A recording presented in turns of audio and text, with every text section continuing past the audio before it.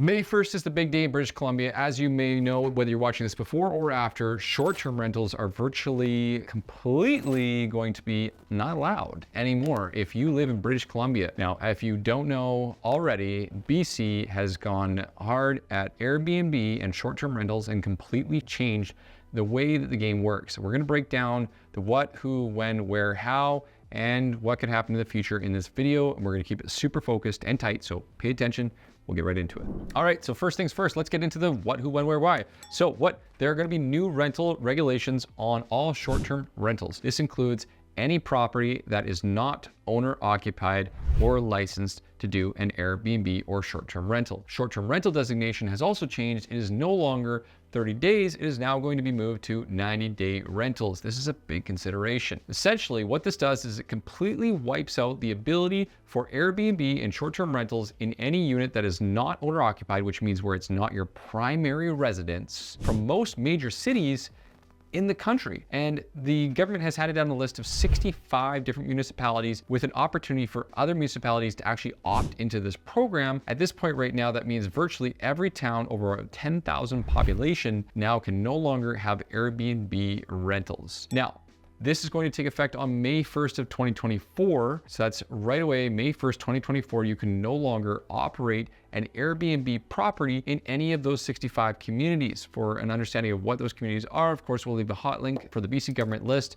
which will likely be updated on a regular basis. Why is this going on? Well, the BC government has said that they essentially want to completely change the way that long-term rental supply is provided. They essentially think that by going ahead and moving these short terms to long-term rental stock, or just disallowing them, that people that are investors might choose to go ahead and rent them out as long-term. Whether or not you agree with that is a completely different story. My suggestion is that that's probably not going to happen for most rentals, because in Airbnbs in most circumstances have a much higher potential of profit. And it will also impact the types of cities and communities and locations where people were actually looking to rent. Airbnb is meant to be short-term. Long-term rental is meant to be something that someone would want to live in as a home. So I think that obviously will have a small impact on the long-term housing supply, but at this point right now, not likely to be very much. So how are they going to go ahead and do this? They're going to be restricting, as we mentioned, anything that is not owner occupied. No secondary units, condos, houses, townhouses, anything on BC land. Now, the one exemption to that is native lease land. They can still continue to offer Airbnb. And from my understanding, most of the bans have not restricted Airbnb. So you will see that native lease lands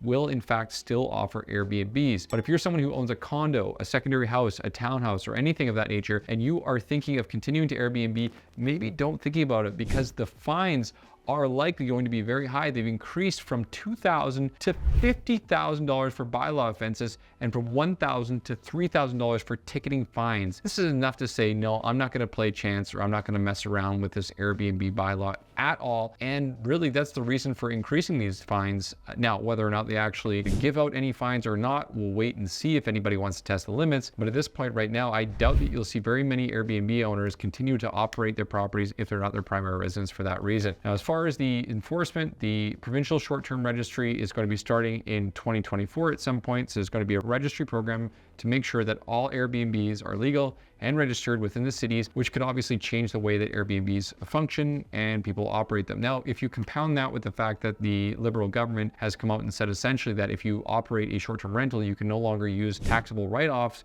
for your income. As you can tell, the Canadian government and the BC government, along with many other governments, are completely saying, hey, we want no more Airbnb, and they're essentially outlawing it. Now, what the impacts are going to be on the communities are yet to be seen. Obviously, there are many communities that are suggesting that, and they've already seen the low amount of hotel rooms impact prices. In fact, there are cities like Kelowna and Victoria that are already reporting room prices going up by double. There's also a suggestion that this will have a major impact on tourism. Whether or not this actually happens is yet to be seen, but it wouldn't be surprising to suggest less places for people to stay means less tourists, higher cost to stay, which means less money from the spend. Overall, these rules and restrictions are coming. You cannot ignore them. And it's a continuous reminder to be conscious of the changes in the real estate market, especially with these types of governments and the way that they're handing out rules like it's going out of style. So if that was helpful for you, just make sure to hit that like button, that subscribe button. We'll come up with more information and more news on the real estate market, but we'll wait and see what this impact is, and we'll see you on the next one.